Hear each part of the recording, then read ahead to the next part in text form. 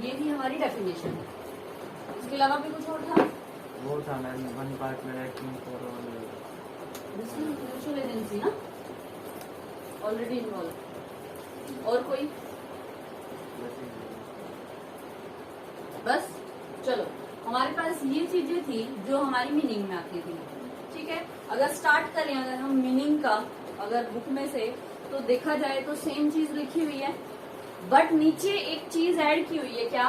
Person who have entered into partnership with one another are called individually partners. इसको हम बोलते हैं, ये जो पर्सन है अगर हम उनको इंडिविजुअल देखें तो ये क्या है भाई? पार्टनर। ठीक है, और अगर कलेक्टिवली देखें तो क्या है? Partnership form. ठीक है, आगे चलो। Element of partnership same as it is, जो आपकी डेफिनेशन है सभी को एक्सप्लेन किया हुआ है। इसके अंदर किसी की कोई प्रॉब्लम हो? Element of partnership, even a single word. Association वाले में है मैम ये। एसोसिएशन क्लियर नहीं हुआ? जो मैम पार्टनरशिप एक्ट है मैम, उसमें मैक्सिमम की वो लिमिट नहीं। Partnership act is silent about the maximum number of the partner, ये वाला। But section 464 of the companies act 2013 has now put a limit of 50%। Yes, वैसे भी पता क्या है, आप खुद इमेजिन करो, क्या 50 पार्टनर्स के साथ एक पार्टनरशिप चलाना पॉसिबल है? Yes, how? क्या एक ही टाइम पे सारे पार्टनर हमें अवेलेबल मिलेंगे? No ma'am. सबके सब एक ही बारी में हर चीज के लिए हाँ बोले, होगा ऐसा?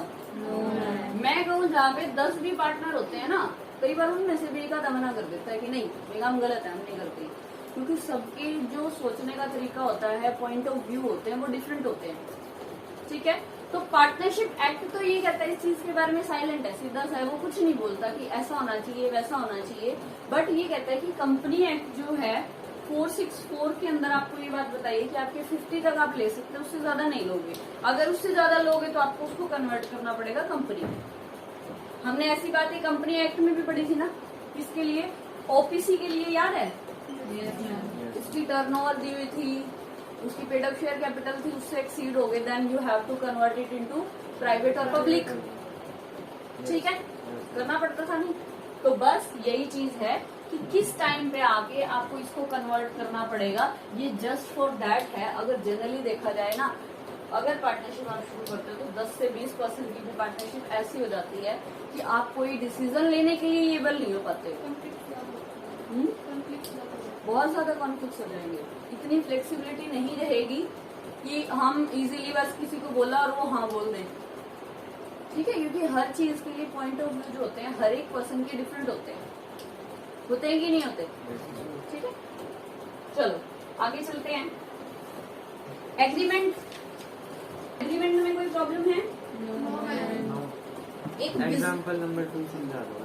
Example number 2 where it is given, दिखाओगे?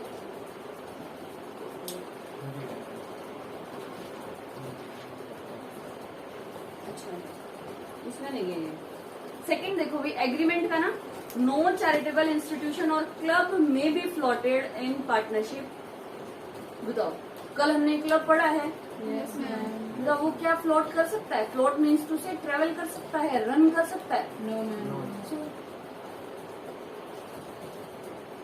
आगे, अ जॉइंट स्टॉक कंपनी में however be float for non economic purpose. Non economic purpose कौन से होंगे? इकोनॉमिक पर्पज आपको पता है कि जहाँ पे हमारा मोटिव क्या होता है? बिजनेस होता है, प्रॉफिट होता है, इकोनॉमिक वर्ड वहां यूज होता है। लेकिन अगर नॉन इकोनॉमी कर रहे हो तो कहते हैं कि जॉइंट स्टॉक वाली कंपनी भी हो सकती है, लाइक आपकी सेक्शन 8 कंपनी है, for the charitable purpose, for the social welfare. ठीक है, ये जॉइंट स्टॉक कंपनी क्या होती है? जॉइंट स्टॉक कंपनी होती है just for the, you can say that, जैसे जॉइंट मीन्स टू से कुछ एक पर्सन ने मिलके, पर्सन्स ने नहीं, यहाँ पे आप वर्ड यूज कर सकते हो कि कंपनी ने भी, इंडिविजुअल ने भी, मतलब पर्सन में वही सारे पर्सन इन्वॉल्व है जो नॉर्मली होते हैं। ठीक है, तो जॉइंट स्टॉक कंपनी जैसे आपका जॉइंट वेंचर था, रिमेम्बर हमने जॉइंट वेंचर पढ़ा था। माइक होगा इसके ऊपर का ही है, कोई इशू नहीं, इसमें आवाज आ रही होगी। ठीक है, तो क्या होगा कि एक तरीके से आपका जैसे जॉइंट स्टॉक होता है ना कि हाँ हमने किसी काम को करने के लिए एक से दूसरे ने हाथ मिलाया है कि हाँ हम ये काम कर सकते हैं, ठीक है। लेकिन यहाँ पे ये कह रहा है कि फ्लॉट कब करेगी, जब वो एक नॉन इकोनॉमिक पर्पज के लिए होगी। इकोनॉमी पर्पज के लिए वो नहीं हो सकती। और इकोनॉमी आप अच्छे से समझते हो, कौन सी होती है इकोनॉमी पर्पज वाली, ठीक है। और भाई business carried on by all और एनी ऑफ देम, मतलब म्यूचुअल एजेंसी। आगे ट्रू टेस्ट ऑफ पार्टनरशिप, किसने पढ़ा है ये अच्छे से, सबने पढ़ा है? नहीं पढ़ा, लक्ष्य ने नहीं पढ़ा, नहीं पढ़ा ना, नहीं पढ़ा, क्यों? ये मास्क लगाने का कौन सा तरीका है आपका, वो अपने आप उत्तर कर लेगा। चलो, ट्रू टेस्ट ऑफ पार्टनरशिप किसने पढ़ा है? शिवी भाई, बेटा डेली का डेली कर लो प्लीज, वरना मैं ना डेली का सबसे पहले जैसे स्कूल में होता है ना, जैसे ही टीचर क्लास में आया कल वाला सुनेगा और फिर आगे बढ़ेगा, कर दो शुरू ये वाला काम, फिर क्लास में इंटरेस्ट भी रहेगा आप लोगों का। अदरवाइज तो लॉ की क्लास में होता नहीं ना, थ्योरेटिकल है सारा, ये काम करना पड़ेगा मुझे, और कल से शायद होगा ये, बारी किसी की भी आ सकती है, ठीक है।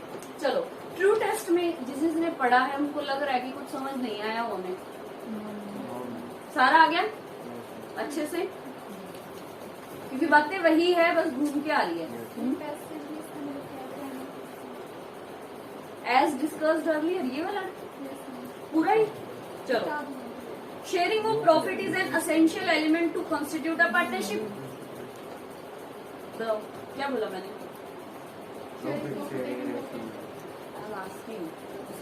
तुमसे क्या है बताओ? शेयरिंग ऑफ प्रॉफिट एक एसेंशियल एलिमेंट है कि नहीं है? ठीक है, but it is only a prima facie evidence and not conclusive evidence. बताओ प्राइमा फेसी क्या होता है? जैसे कि एक बार के लिए अगर आप आते हो तो हम उसको एक्सेप्ट कर लेंगे, बट ये कोई कंक्लूसिव एविडेंस नहीं कि हाँ अगर जहाँ पे प्रॉफिट बढ़ रहा है तो वो एक पार्टनरशिप ही है। यही कह रहा है प्राइमा फेसी का मतलब ये होता है कि आप जब भी आओगे तो पहले हम ये वाली चीज देख रहे हैं आपकी, क्योंकि जब भी हम पार्टनरशिप की डेफिनेशन देखेंगे तो प्रॉफिट जो शेयरिंग है तो क्या वो बढ़ रहा है, शेयर हो रहा है वो, ये प्राइमा फेसी जरूर है बट ये कोई कंक्लूसिव एविडेंस नहीं है। Remember that in the companies act we are doing a thing कि सीओआई जो होता है एक कंपनी का कंक्लूसिव एविडेंस होता है कि yes that company now incorporated under the act. याद आया कंक्लूसिव एविडेंस वहां वर्ड यूज हुआ था, दैट मीन्स टू से अगर सीओआई उसको मिल गया है तो कंपनी हमारी इनकॉर्पोरेट है अब 100%। तो कंक्लूसिव एविडेंस का मीनिंग आप वहीं से उठा लो कि जब कोई काम बिल्कुल पक्का हो जाता है, लाइक जहां पर आप प्रॉफिट शेयरिंग कर रहे हो, एक बार के लिए ये बात ठीक है, हम मान रहे हैं प्राइमा फेसी है, बट क्या just because of they are sharing their profit हम उसको एक कंक्लूसिव एविडेंस मान ले पार्टनरशिप के लिए? नो। पेपर में क्वेश्चन बन सकता है कि क्या ओनली बाय शेयरिंग प्रॉफिट और losses a partnership will be a conclusively evidence about the partnership act as per partnership act? So answer will be no. It's a prima facie evidence, not कि 100% ये मान ले कि ये according to the partnership। ये problem थी। ये law के कुछ एक वर्ड होते हैं भाई, ये बुक्स में लिखे होते हैं आपकी, ठीक है, तो यही पढ़ के ही आप लोगों को आने होते हैं, यही पढ़ते नहीं आप लोग। एजेंसी समझ में आया? Yes, ma'am. आगे पार्टनरशिप और आपकी कंपनी का डिफरेंस दिया हुआ है, समझ आया? Yes, ma'am. किसके मेरे आगे की स्कूल है। सारे डिफरेंस कर लिए वैसे आप लोगों ने जिन्होंने घर से पढ़े हैं। कल एक दिन इन्होंने होमवर्क भी भेजा था, किसने भेजा था? कंपनी इसका लोगों का हमारा होमवर्क है, एक जने ने भेजा था। चलो, अपना जो नेक्स्ट टॉपिक आता है आज का है काइंड ऑफ पार्टनरशिप। आज का जो टॉपिक है वो है अपना काइंड ऑफ पार्टनरशिप।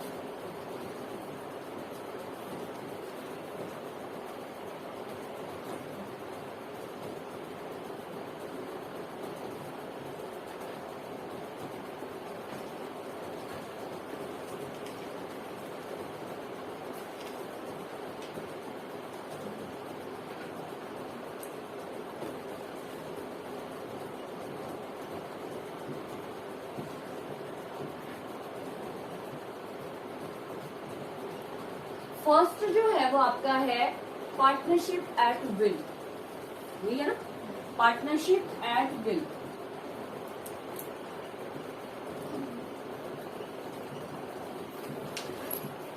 याद है कल मैंने आपको विल का मतलब बताया था? हिंदी थोड़ी पूछ रही थी, लो वसीयत तो मैंने लिख दिया। और बताओ क्या था? विल कहाँ आती है विल? पहली बात तो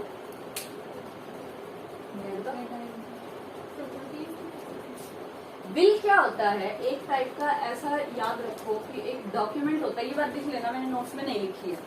मीनिंग ऑफ विल क्या होता है? एक ऐसा डॉक्यूमेंट होता है, अभी हम पार्टनरशिप के पॉइंट ऑफ व्यू से नहीं कर रहे हैं, हम जर्नल व्यू से कर रहे हैं कि विल का मतलब क्या होता है। ठीक है, विल का मतलब क्या है? एक ऐसा डॉक्यूमेंट होता है और यू कैन से दैट एक ऐसी डिड होती है जिसमें क्या होता है, एक चीज ट्रांसफर होती है दूसरे को। एक चीज ट्रांसफर हुई है सेकंड को, और यू कैन से दैट चीज वर्ड जैसे मैंने यूज किया तो वहां पे क्या वर्ड यूज करोगे आप?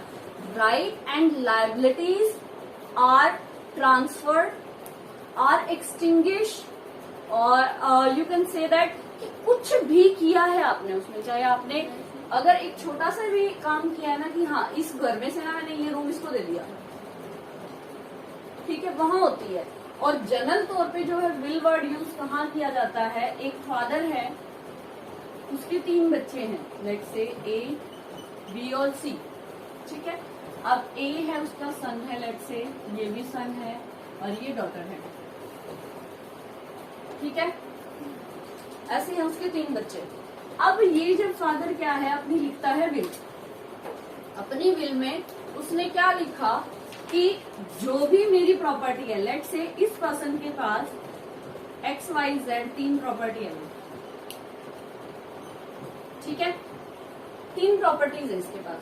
अब ये कहता है कि मेरी डेथ के बाद एक इसको मिल जानी चाहिए, एक इसको मिल जानी चाहिए, ये इसको मिल जानी चाहिए। ठीक है, और इसने ये नहीं बताया कि कौन सी प्रॉपर्टी किसको मिलनी चाहिए, तो भी क्वेश्चन मार्क क्रिएट हो जाएगा। सो दैट मीन्स टू से कि आप जब भी एक विल लिखोगे ना, उसमें हर एक चीज को बहुत क्लियरली आप बताओगे कि आप किस चीज के बारे में लिख रहे हो। लाइक अगर आप ऐसे नाम कर रहे हो ना, तो आप बोलोगे कि X वाली प्रॉपर्टी मेरे A वाले बेटे को जानी चाहिए, Y वाली मेरी इसको जानी चाहिए। ठीक है, पहले क्या होता था, ये जो थी वो रजिस्टर होनी जरूरी नहीं होती थी। ठीक है, बट आपके पास ऑप्शन था, you can get register, like जैसे पार्टनरशिप में है ना कि आपका मन करे ऑप्शनल है, आप एक्ट के अकॉर्डिंग उसको रजिस्टर करवाओ या ना करवाओ। ठीक है, सेम ऐसे ही विल में होता है कि आप करवाओ या ना करवाओ, but for the safety purpose ये जरूरी होती है कि आप करा लो। क्यों?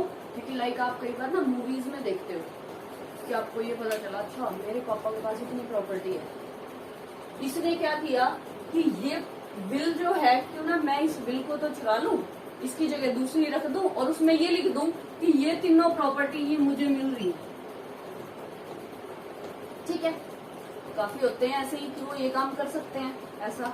तो क्या होता है, अगर ये फादर जाके इसको रजिस्टर करवा देना तो ये सेम बिल हमारी कोर्ट में भी मिलेगी आपको। ये फायदा है फॉर द सेफ्टी पर्पज। अगर फादर ने इसको रजिस्टर नहीं करवाया ना, कोई भी उठा के चेंज कर देगा। दूसरा, ये इफेक्टिव कब होती है? After the death. जब तक अब इसके फादर की डेथ नहीं होगी ना, ये किसी को कुछ नहीं मिलने वाला। वेट ही करो भाई, कब वो डेथ होगी, कब डेथ होगी। जब तक नहीं होगी तब तक नहीं होगी ट्रांसफर। ऑलवेज जो वर्ड है उसमें यूज किया जाता है the last date, last will. क्यों? क्योंकि अगर किसी टाइम पे फादर का मन किया कि मैं इसको बदल लूं, जैसे जब इसने विल बनाई ना, ये बहुत प्यार से रहते थे तीनों। उनको पता चला कि पापा ने एक तो नाम कर ही दी, अब क्या करेंगे, तो इन्होंने अपने तरीके से चलना शुरू कर दिया। अब इस फादर के पास ऑप्शन है, ये उठा के उसको चेंज कर दे। इसीलिए ऑलवेज वर्ड यूज किया जाता है लास्ट विल, जब भी हम एक विल को स्टार्ट करते हैं। ठीक है, तो ये था जनरली विल होती क्या चीज है, क्या काम आती है, क्यों आती है, कोई पर्सन लिखता क्यों है। ठीक है, ऐसे ताकि बाद में जाके हमारे बच्चों के बीच में कोई डिस्प्यूट ना हो, वो पहले से ही अपने बता देता है। जनरली हमारे घरों में ये काम नहीं होता, क्योंकि हमें ऑटोमेटिकली पता है फादर से सन के पास, सन से उसके सन के पास, उसके सन से उसके सन के पास, नॉर्मल है हमारे यहाँ पे। बट ये कहाँ होती है, लाइक टाटा अंबानी जैसे लोग हैं, अगर उसके बेटे को पता चले भाई आज बिल तैयार कर दी, उसका तो कल ही वो है, फिर राम नाम सुनते कर देगा उसको। तो ये वाली चीजें उसमें होती है। ये था आपका जनरल मीनिंग। अब बात आती है कि हमारी पार्टनरशिप में इसका क्या मतलब हुआ भाई, पार्टनरशिप में ऐड करने का क्या मतलब। पार्टनरशिप में ऐड करने का मतलब ये है कि अगर कोई भी पार्टनरशिप बनी है at will, that means to say वो ऑलवेज गोइंग ऑन रहेगी, हम उसका कभी भी एंड नहीं करेंगे। और यू कैन से दैट कि जो टाइम पीरियड है नॉट फिक्स, लाइक एक परपेचुटी होती है, कहते हैं ना कि जैसे चलती रहेगी चलती रहेगी चलती रहेगी। आपने ये नहीं डिसाइड किया कि मैंने 1 साल चलानी है, 2 साल, 4 साल, 5 साल। जहां पर किसी भी पार्टनरशिप का कोई टाइम पीरियड फिक्स नहीं है, वहां पर आप उसको क्या बोलते हो, पार्टनरशिप एट विल बोलते हो। अब इसका रिलेशन विल के साथ कैसे हुआ, याद है मैंने बोला था कि जब तक कि उसकी डेथ नहीं हो जाती, जिसने विल लिखी है, जिसने विल लिखी है उसकी डेथ नहीं हो जाती, तब तक वो एग्जीक्यूट नहीं होगी। तो सेम ऐसे ही जब तक पार्टनरशिप की डेथ नहीं हो जाती, वो विल पे है अपना, आपको पता ही नहीं कितने दिन में होगी, कितने साल में होगी। आ रही है बात समझ में। तो ये वाली चीज होती है, इसीलिए इसको नाम दिया गया है पार्टनरशिप एट विल। अब बात आती है, अब लिखे कैसे, लिखो तो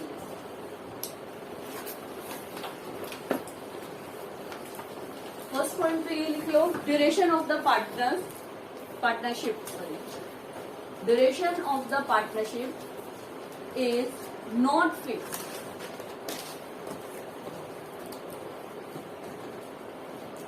Duration of the partnership is not fixed. Firstly, you have to write partnership at will. Same should be for you. पहले ये तो लिखो ना, आप क्या लिख रहे हो। और एक ना, जब आप किसी भी थ्योरेटिकल क्लास में रहते हो ना, ये सब्जेक्ट नहीं किसी में भी, अपना पेन और कॉपी को ना हमेशा ऐसे रखा करो कि हो सकता है कि हमारे मुंह से ना कई बार ऐसी चीजें निकलती हैं, आप इन फ्यूचर आपको वो काम आने वाली होती है, तो आप वो साथ साथ लिख लिया करो।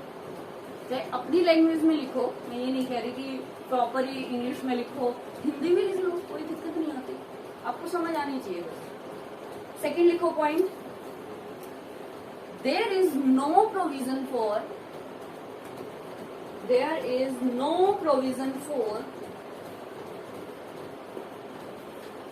how partnership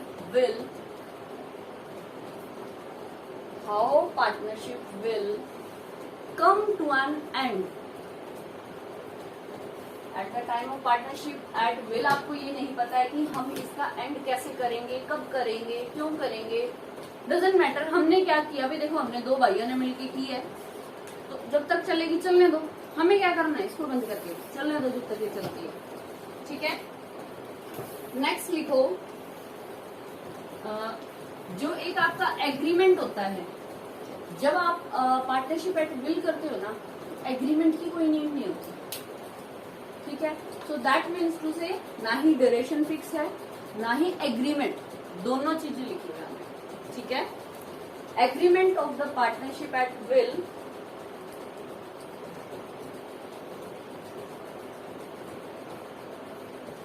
हाइफन लगा के लिख लो, नो नीड टू एग्जीक्यूट।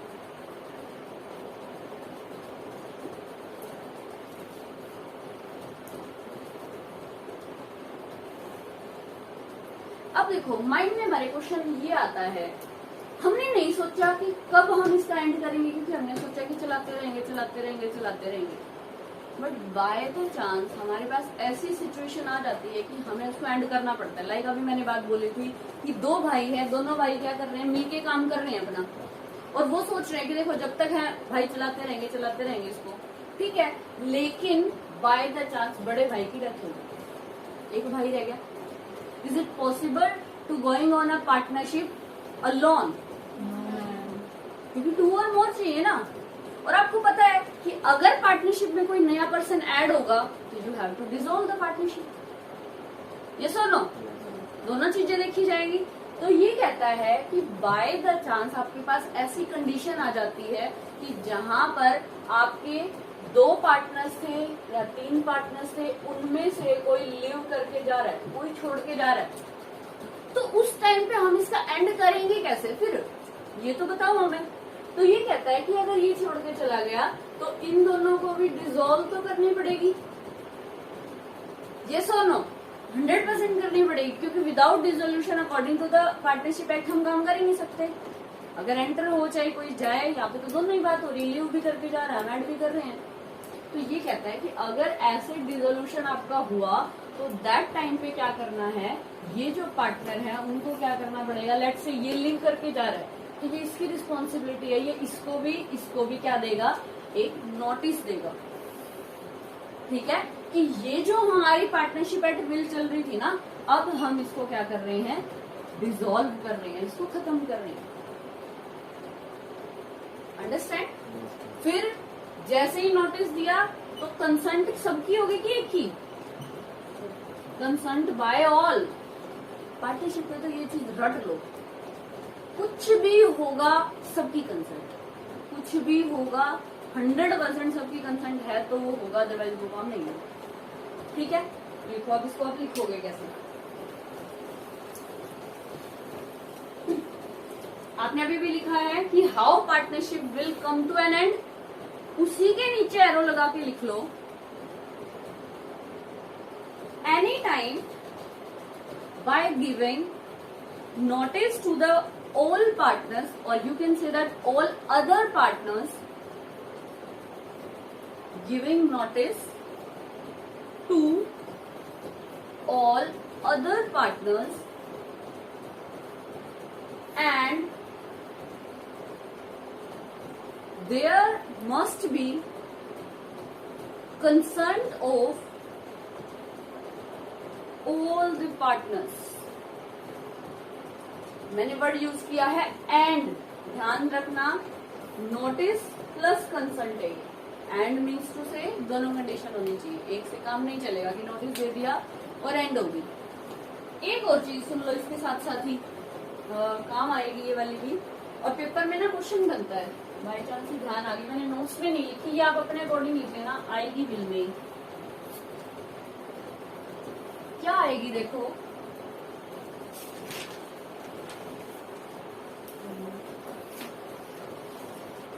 आपके पास 3 मतलब पर्सन थे जिन्होंने अपनी पार्टनरशिप शुरू की थी, ठीक है। हम बात कर रहे हैं एक पर्सन यहाँ पे लिव करके गया, और ये पर्सन क्या कर रहा है, इसको भी और इसको भी क्या दे रहा है भाई, नोटिस दे रहा है, मैं छोड़ के जा रहा हूँ, दे दे इन दोनों को नोटिस। ये देने के बाद इन्होंने भी बोला ठीक है, यस ओके चला जा, ठीक है।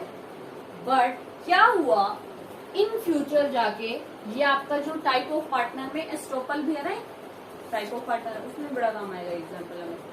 क्या हुआ, बाय चांस ये लीव करके चला गया, बट इसने पब्लिकली नहीं बताया भाई। पब्लिकली मतलब अगर डिसॉल्व होएगी उसके पास तो ऑटोमेटिकली चला जाएगा, अगर वो रजिस्टर होगी तो ना, वो रजिस्टर ही नहीं है। बट क्या हुआ इन फ्यूचर, सोच के देखो, ये जो जेड था ना, पार्टनरशिप के अंदर इतना काम का पर्सन था कि इसके नाम से ही लोग चीज ले लेते थे इनकी। होते ना कई बार सिर्फ नाम से ही ले लेते हैं कि हाँ अच्छा ये वाला, लाइक हम कहते हैं कि अच्छा रिबॉक के शूज है, ठीक है भाई अच्छे ही मिलेंगे, ले ले ले ले। जैसे हमें कोई फोन पे बोल भी दे ठीक है, ऐसे ही सेम किसी पर्सन की अपनी एक बहुत अच्छी गुडविल होती है, यू कैन से दैट, ठीक है। बट आज आपकी जो है ये पार्टनरशिप की वो एंड पे चली गई है, ये छोड़ के चला गया है, तो इसको पता है क्या पब्लिकली ये बताना पड़ेगा। लाइक इसके पास कोई डील करने आया, ठीक है, इसने क्या कहा, भाई देख XYZ तुम्हारी पार्टनरशिप थी, उसके अंदर ना मुझे और पैसा ऐसे लगाना है, या मुझे तुमसे ये वाला सामान खरीदना है, या ये सर्विस लेनी है, मतलब जो भी वो काम कर रहे थे, ठीक है। तो इसकी ये रिस्पॉन्सिबिलिटी बनती है कि नहीं बनती कि देख भाई X और Y के पास जा, मेरा काम खत्म हो चुका, मैं तो छोड़ दी कब की, वो बता रही समझ में। तो इसी वजह से उसको क्या है, पब्लिकली क्या है, नोटिस देना होता है कि देखो मैंने ये छोड़ दी है, अब मेरे बिहाफ पे कोई इस पार्टनरशिप के साथ अगर कॉन्ट्रैक्ट करेगा ना, then I will be not liable for that contract. होता ना कि नाम से ही हम चलते हैं कि हाँ ठीक है भाई, तेरे को इतने 10 लाख रुपए चाहिए, मैं दिलवा दूंगा, बाय चांस अगला नहीं देगा तो हम बीच वाले को नहीं पकड़ते, भी तूने कहा था, तेरे बिहाफ पे लिए थे मैंने, तो इसको दिलवा मेरे पैसे। सेम वही चीज यहाँ पे भी आती है कि जो पर्सन आपका छोड़ के जाएगा ना, उसको पब्लिकली बताना पड़ेगा कि देखो भी मैं छोड़ के जा चुका हूँ, मेरे बिहाफ पे कोई कॉन्टेक्ट मत करो इसके साथ, ठीक है। ये पॉइंट भी ऐड कर लो।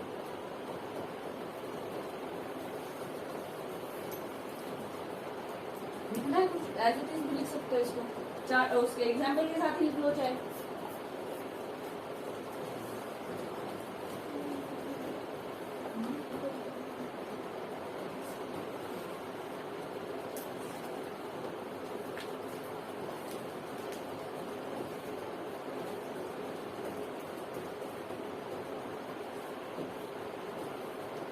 बना के दो क्या इंग्लिश, हिंदी में भी लिख सकते हो। अगर कोई पर्सन छोड़ के चला गया तो उसको नोटिस देना पड़ेगा।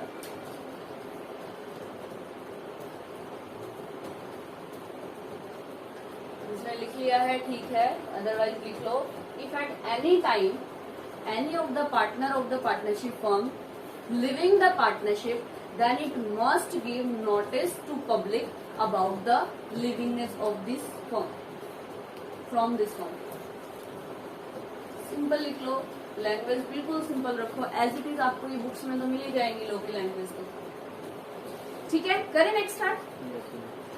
आपका जो नेक्स्ट है वो है पार्टनरशिप, जो है वो फिफ्थ के लिए है। क्या है नेक्स्ट, क्या है आपका, बस यहाँ पे फिक्स नहीं,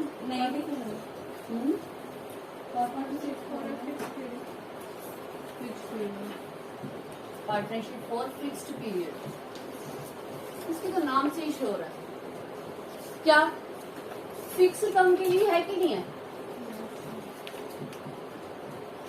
लेट्स से कि X, Y और Z ने मिलके एक XYZ पार्टनरशिप फॉर्म शुरू करी है, ठीक है। इन्होंने ये कहा भाई देख ये जो पार्टनरशिप फॉर्म है ना, मैं कर सकता हूँ 5 साल तक, तो ऑटोमेटिकली एक ने बोला तो इनकी पार्टनरशिप ही 5 साल की, उसके बाद तो इनको डिसॉल्व करनी पड़ेगी, ठीक है। दूसरा पॉइंट यही बनता है कि जो पीरियड है जैसे ही आपका ओवर होगा, आपको क्या करना पड़ेगा, उसको डिसॉल्व करना पड़ेगा ही पड़ेगा, मस्ट है। क्योंकि आपने अगर पार्टनरशिप डीड में स्टार्टिंग में ये लिखा कि हम इस पार्टनरशिप में एंटर हो रहे हैं for the 5 years, whenever the 5 years are completed you have to dissolve the partnership, ठीक है। तो लिखो जैसे ही आपका पीरियड जो है वो ओवर होगा, यू हैव टू क्या करना पड़ेगा, डिसॉल्व द पार्टनरशिप। पूरी प्रॉपर इंग्लिश में लिखवा दूंगी पर आप समझ लो ये क्या है, ठीक है। लास्ट और नेक्स्ट पॉइंट आप बोल सकते हो क्या ऐड होगा इसके अंदर, बाय चांस 5 साल पूरे हो गए, ठीक है, बट हम ये चाह रहे हैं कि नहीं हमारा बिजनेस अब बड़ा अच्छा चल रहा है, बंद करने का मन नहीं कर रहा, देखो क्यों ना और कमा ले फिर इससे। वो क्या करते हैं, इस पार्टनरशिप फॉर फिक्स्ड पीरियड को वो कर सकते हैं कन्वर्ट किस में, पार्टनरशिप एट विल में।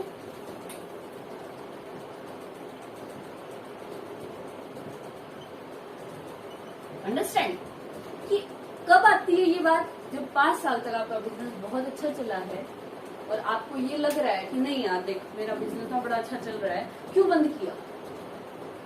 ठीक है, क्यों बंद किया? तो क्या कहते हैं, चलो आप ऐसे करते हैं, इसको कन्वर्ट कर देते हैं किसमें, पार्टनरशिप एट विल में। विल का मतलब क्या है कि जब तक कमाएंगे जब तक चला लेंगे, इसमें तो कोई फिक्स पीरियड ही नहीं है ना विल में। तो जब तक चल सकता है जब तक चलाते रहेंगे। जिस दिन यूं लगेगा कि नहीं अब नहीं इतना, अरे ये जितनी बात पहले थी बंद कर दो था। ठीक है, अगली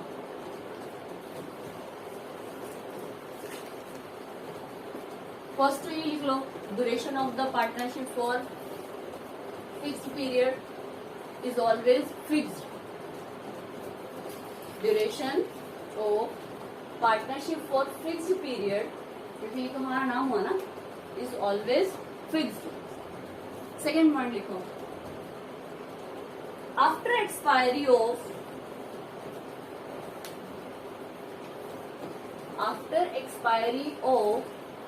that fixed term, partnership will comes to an end. Partnership will comes to an end. जैसे ही एक्सपायर होगा ऑब्वियस सी बात है वो एंड होगी। नेक्स्ट पॉइंट लिख लो, even after expiry of duration,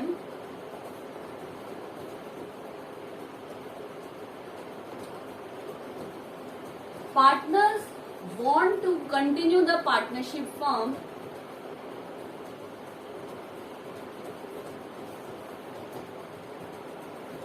but it can be possible only after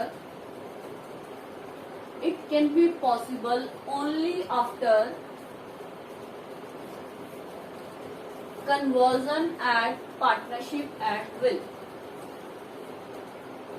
कब होगा ये पॉसिबल? जब आप अपनी पार्टनरशिप फॉर्म को जो थी for the fix period convert कर देंगे पार्टनरशिप एट विल में।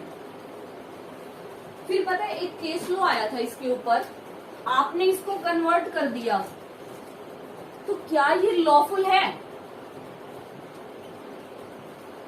Question mark.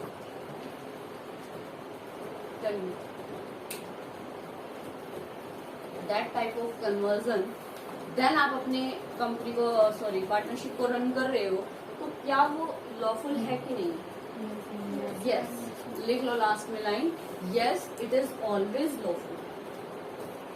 Yes it is always lawful.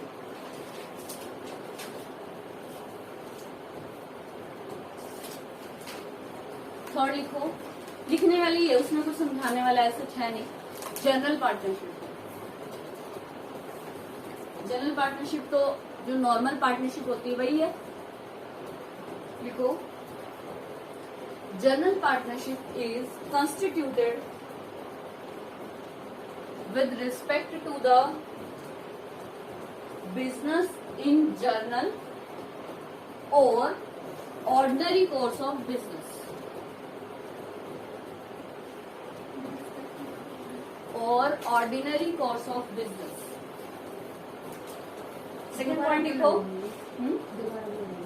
दोबारा है, पार्टनरशिप जो जनरल पार्टनरशिप फर्म है वो कैसे कंस्टिट्यूट होती है? जो नॉर्मल हम बिजनेस कर रहे थे, नॉर्मल जो पार्टनरशिप होती है वही ही है, ऐसा जिसमें स्पेशल कुछ नहीं है। Constituted with the respect to the business in general और ordinary course of business.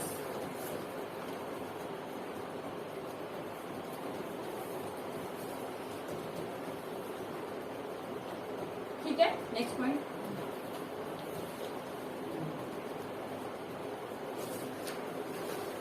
There is no particular task. Task क्या? कोई मतलब कोई पक्का काम नहीं है कि हम यही करेंगे। नो पर्टिकुलर टास्क और particular adventure is fix. Next point,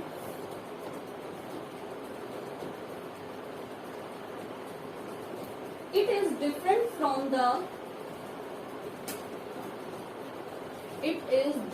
from the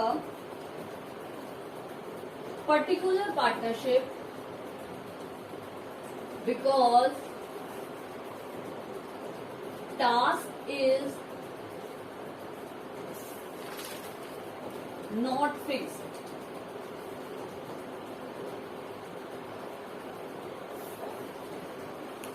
number 4 लिख लो, particular partnership.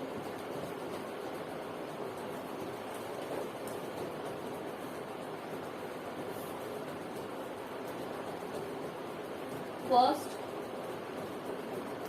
person may become partner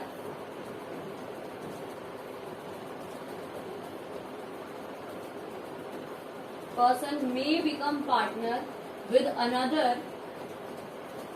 in particular undertaking। मतलब वहां पर आपका पर्टिकुलरली एक ही काम होता है।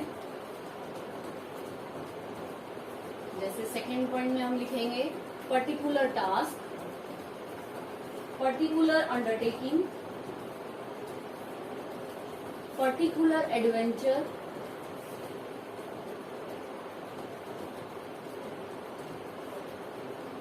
थर्ड पॉइंट लिखो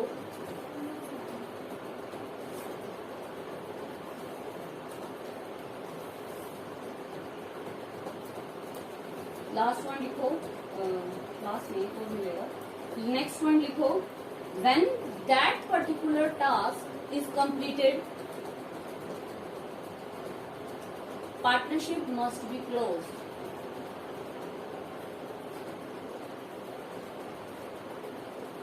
partnership must be closed.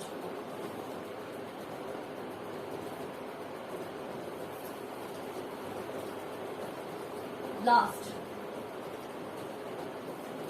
Person may decide to continue. मतलब कह रहे हैं ना कि पर्टिकुलर टास्क हो जाए तो बंद कर दो, बट अगर आप इसको कंटिन्यू करोगे तो ये किसमें कन्वर्ट हो जाएगी, पार्टनरशिप एट विल में।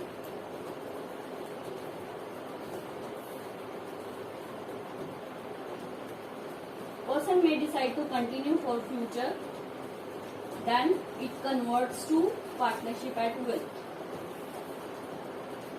बहुत है आज के लिए, कर लेना। किसी को कोई दिक्कत आए, प्रॉब्लम आए, प्लीज पूछ लेना। निखिल आप इसको बंद कर सकते हो।